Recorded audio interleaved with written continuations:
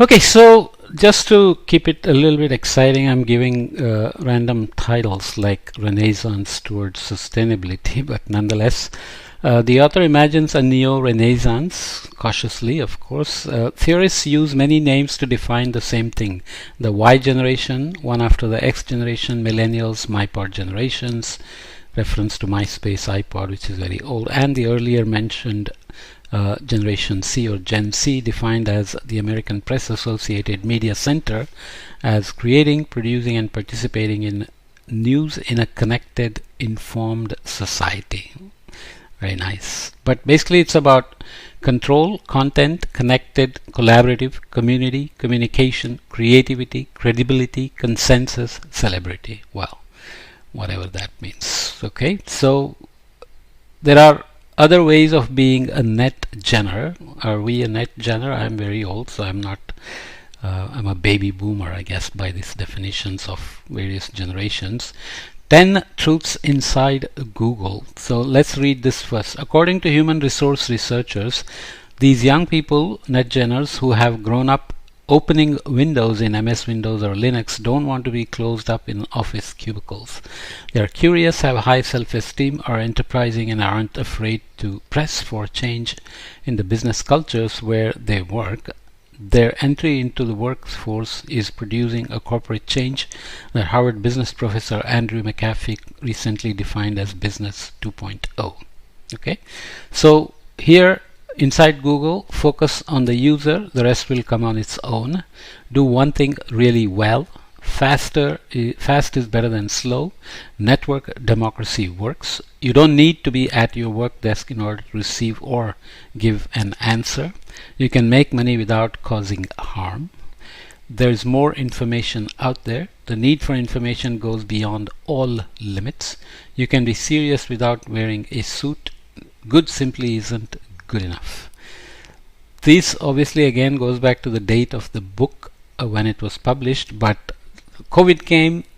Google was very liberal, of course, in letting its people work from home, and then it started having battles to bring them back, and the new CEO is dealing with various issues. They want to increase productivity, and they said too many people are hanging around doing nothing. So obviously the glory days of Google, where you hung around on the lawns and every building had a lot of food and sushi and cold drinks and so on, may be behind by now. So moving to networked people, making a community make sense. How many friends does a person have? How many professional contacts does one attain in a lifetime? Do we live in a small world? How does one generate a circle of friends? In order to try and respond to some of these questions, American psychologist Stanley Milgram carried out a unique experiment in 1967. He selected a target addressee at random and then chose different people in different states who didn't know the person, who had to try to get a letter to that random addressee. The instructions were that they had to send the letter in question to a person that they knew and considered that this person might have a greater possibility of knowing the target addressee. So you get the idea. It's kind of a 6 degrees of dependence kind of things.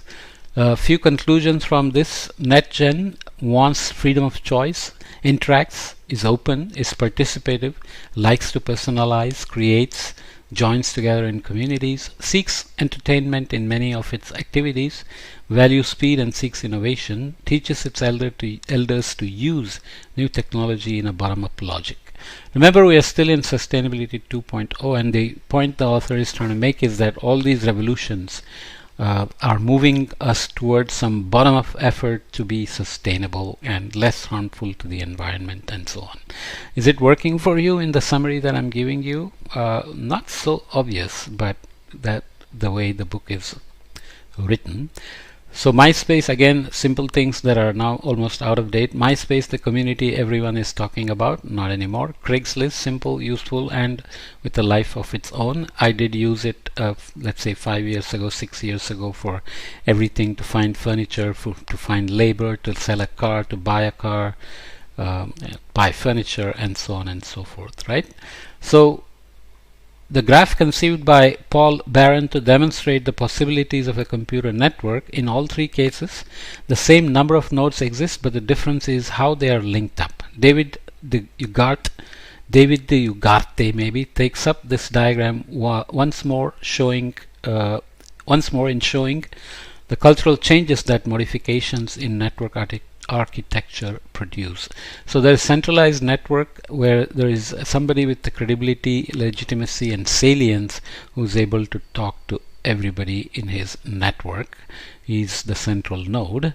Decentralized network has many centers and they're all interlinked, so that you can think of as the nodes not even directly communicating, but this person here is communicating to this person who's communicating to the center of this node, which is then spreading out in this direction, but he's talking to the center of this one.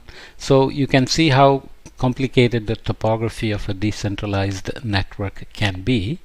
But then you have the distributive network where there are many nodes and many links, and the information spreading, the rate, the details, etc. also depend on the architecture of the network. So it's just a way that the globe is connected now, and the question of course is, are you optimistic that this is a good thing, that good news is spreading, or is only bad news spreading? Is empathy, sympathy and cooperation spreading, or is it just hatred and bad news and misinformation that is spreading? Okay, so what's happening? There are creators are publishing web pages and blogs and uploading videos on sites like YouTube, and I'm one of them. Critics are writing commentary in blogs, clarifying content and writing summaries. Compilers are using really simple syndications, so RSS, tagging information and organizing content so that you can search and find what you are looking for. Participants are using social networking sites, which we all do. Viewers are reading blogs, watching videos and listening to podcasts. And some podcasters have, it's various now, TikTok, podcast, there are various forms in which I'm communicating through my courses on YouTube, for example. I don't have lots of followers, but I don't expect in this kind of a technical course. Inactive users are connected but do not form part of the social media. Who is participating? There is US users only. This is from the Forrester research. So youngsters, adolescents, young adults, Generation Y, Gen Y, 22 to 26 when the book was published. Gen X, younger boomers. So I was in this when the book was published. I'm still in this. Older boomers, so I'm in the younger boomers generation, and seniors who are 62 plus. And you can see the percentages in each group. So you get the idea. Okay. So we then talk about moving from traditional advertising and to conversation in this network that has evolved and made all kinds of connections. At the 2007 Cannes Festival, Evolution, the viral video created by the Ogilvy Toronto and ad agency for Dove, received one of the world's most coveted advertising prizes. The 90-second low-budget short shows all of the tricks used in advertising to turn three normal girls into the perfect face of a cosmetics commercial. It is estimated that 4 million people have seen the ad at YouTube and other internet sites where videos are shared. Well, by now, number of hits are counted in tens of millions, sometimes billions. Some viral songs have got many billion hits, and so on and so forth. The new habits of interaction with the communications media that arrived with Web 2.0 had an immediate impact on advertising. It appears that those who have already adopted tools that permit them to participate, express themselves and share knowledge are ever less vulnerable to traditional marketing methods. We are immune to advertising, just forget it, says one of the proclaimers of the Clue Train manifesto. Okay, so Seth Godin, who is an influencer, the renowned author of such books as All Marketeers Are Liars, maintains that we are living in a world where advertising is undergoing a transition from interruption marketing to two-way marketing, in which the end goal, brand communication, is no longer to convince the customer but to build relationships. Well, there is a constant feedback, which means data grabbing, so your information is being constantly collected, and things are specifically marketed to you based on AI techniques to imagine your preferences and your price ranges and your lookout for new products and so on and so forth.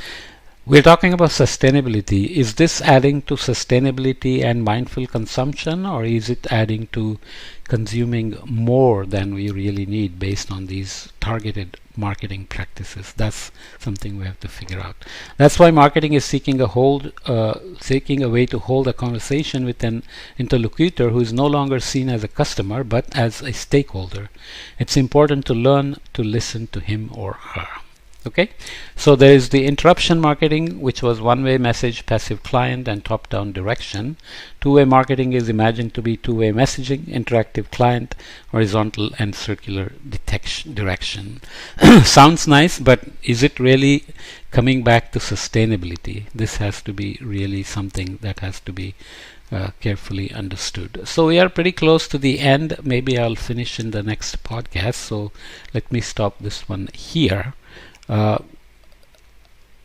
You have to decide for yourself whether this book is really giving you a sense of sustainability principles in any way, but I included it in my overall course on sustainability because this is more about a young entrepreneur coming with a new perspective from a film making, world travel, and focus on how things have evolved in terms of producers, consumers, their interactions, social media, people networks, and so on and so forth. So whether it really does add up to a sustainability 2.0 or not is something you have to decide. Okay.